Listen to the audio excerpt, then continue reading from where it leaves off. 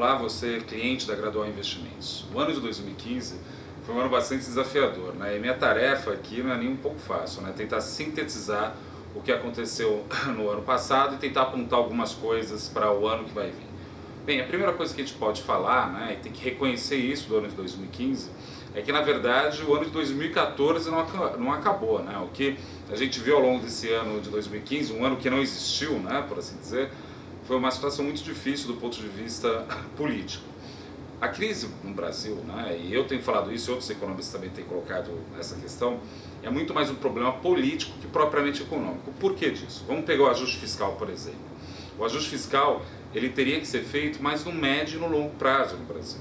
Só que o médio e longo prazo é uma deliberação política. Na verdade, são os políticos que constroem através de projetos, consensos, um projeto de país, esse futuro. Como esse futuro sumiu por conta de uma briga política muito intensa, sobrou para o ministro da Fazenda fazer todos os cortes no curto prazo. Teve que fazer o ajuste do preço relativo no curto prazo, tudo o mais rápido possível. Isso daí criou uma situação bastante difícil. Para começar, só para falar da parte fiscal, como o médio e longo prazo sumiu, o ministro Levi teve que cortar tudo no curto prazo, que gerou um problema bem sério para investimento, coisas do tipo. Em relação a, por exemplo, a inflação, muitos preços estavam fora do lugar, né? Eram dois conjuntos de preços que estavam fora do lugar. De um lado você tinha os administrados com livres, que estavam uma diferença muito grande, porque o governo segurou os administrados, em grande medida, a verdade é essa. E então eles liberaram dos administrados de uma vez só. Isso já deu um choque na inflação muito grande e muito rápido, na verdade. Mais do que isso, você teve simultaneamente uma desvalorização do real e aí de 60%. Tudo isso em conjunto criou uma situação muito difícil para a política monetária. Com uma inflação mais alta, o Banco Central teve que subir os juros. Subindo os juros, diminuiu mais ainda a atividade econômica, o que gerou um problema ainda maior. Então isso tudo por conta de uma incapacidade de gestão política do Brasil, né? Essa questão do cenário político ganha um peso muito grande. Para ter uma ideia, né, o Brasil está num processo de ajuste, com ajuste recessivo, né? Então a boa notícia, como geralmente brinco, e às vezes é uma brincadeira sem graça essa, que a boa notícia é que está ruim. Por quê? Porque justamente para controlar a inflação, a gente vai ter que controlar a inflação de serviços, né? Jogando ela para baixo. Para jogar ela para baixo, eu tenho que criar uma recessão, uma desaceleração econômica de tal forma que o desemprego suba. Na hora que o desemprego sobe, o salário para. Na hora que o salário para, vem a inflação e acaba corroendo isso e acaba segurando a inflação de serviços. Então é um ajuste muito ruim que estava acontecendo, mas está acontecendo esse ajuste. E mais do que isso, a gente tem um processo também de câmbio que subiu bastante. Tudo isso em conjunto pode ajudar a gente a ter algumas variáveis no lugar para 2016.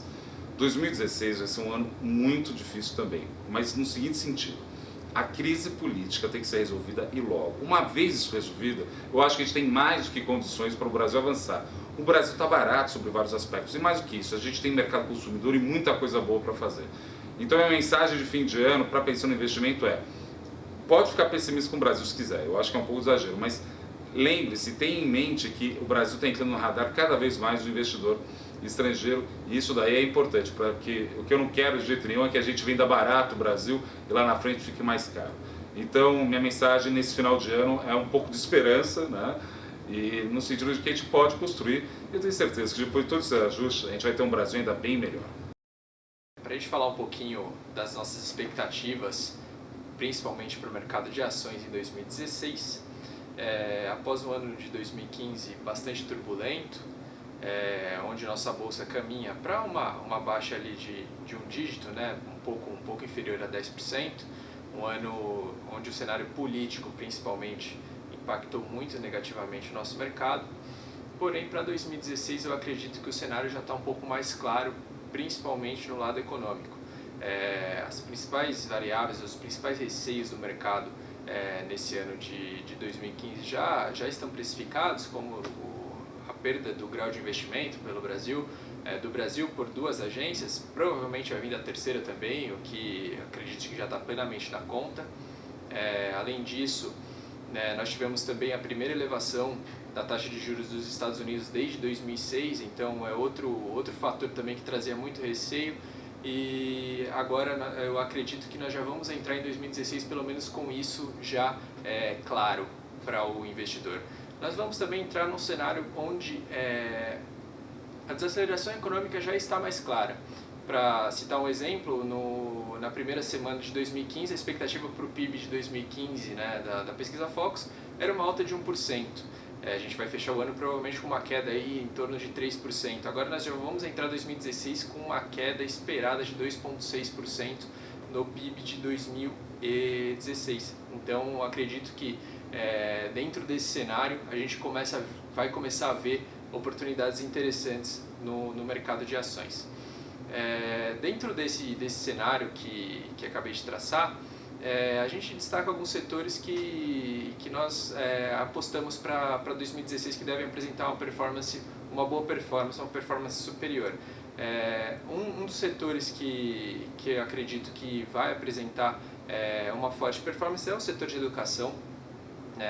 As mudanças, né, das regras do jogo, principalmente do FIES, já estão dadas. Eu acho que já tem mais uma clareza no setor e o setor tem se mostrado bastante resiliente na captação de alunos.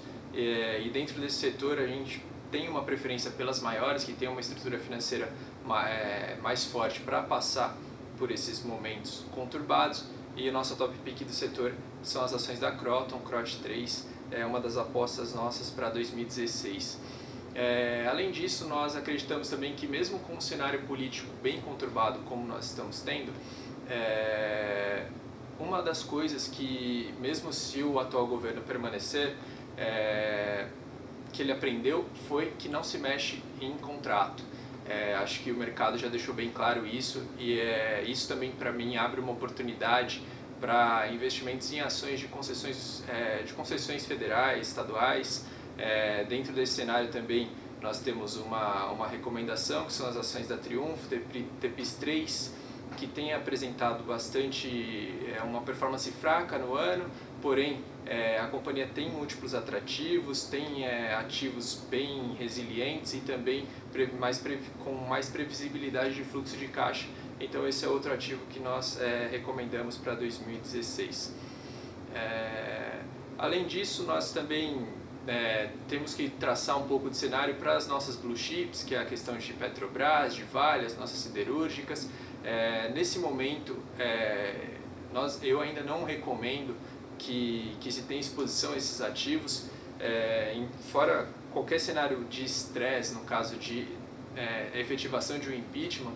Eu acredito que vai sim ter caso ocorra, deve ter um rally de curto prazo nesses ativos, principalmente os estatais, porém eu acredito que não tem muito espaço para que qualquer outro governo faça muito mais pela empresa.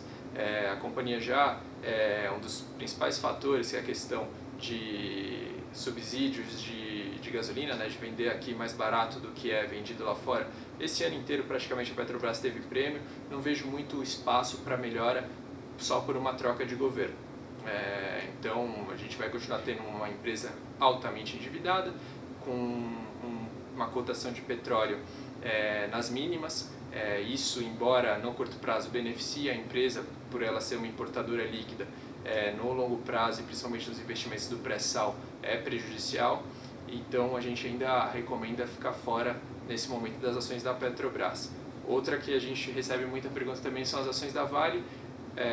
A gente acredita que tem uma mudança de matriz de crescimento na China, então já não é mais um crescimento necessariamente voltado para a infraestrutura, e isso, na minha opinião, também não vai levar que a companhia apresente grande performance, sem contar que ainda não está completamente claro qual vai ser o dano nas finanças da companhia, porque o dano de imagem já está quantificado, da questão da Samarco, do rompimento da barragem Mariana em Minas Gerais. Bom, espero que esse pequeno vídeo tenha auxiliado a todos. Um ótimo ano de 2016 para todos nós.